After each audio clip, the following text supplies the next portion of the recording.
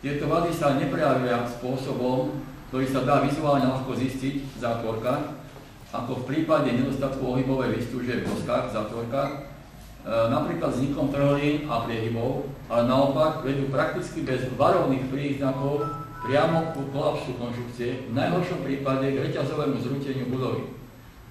S ohľadom na riziko odporúčame overiť aj ostatné stropné konštrukcie a navrhnúť potrebné sanačné opatrenia.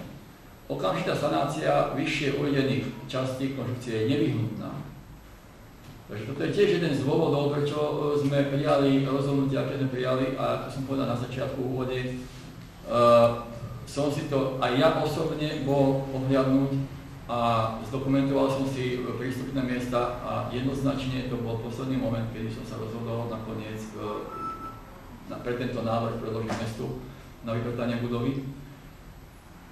Pretože priznám sa, pôvodne som mal záujem len ten, že teda budeme to riešiť, že vyzveme vlastníkov na sanačné opravy.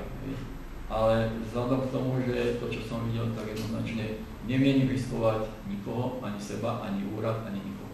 V podstate priebehu času sa snažíme stále tých ľudí upozorniť na to, že môže nastať akákoľvek situácia. Tí ľudia sú o tom informovaní, snažíme sa spraviť tak, aby vlastne všetci zachovali samozrejme chladnú hlavu a aby sa riešilo nejakou postupnosťou, nejakou hierarchiou celá situácia. Takže myslím si, že zatiaľ to prebieha v takých celkom priateľných pomere situácií.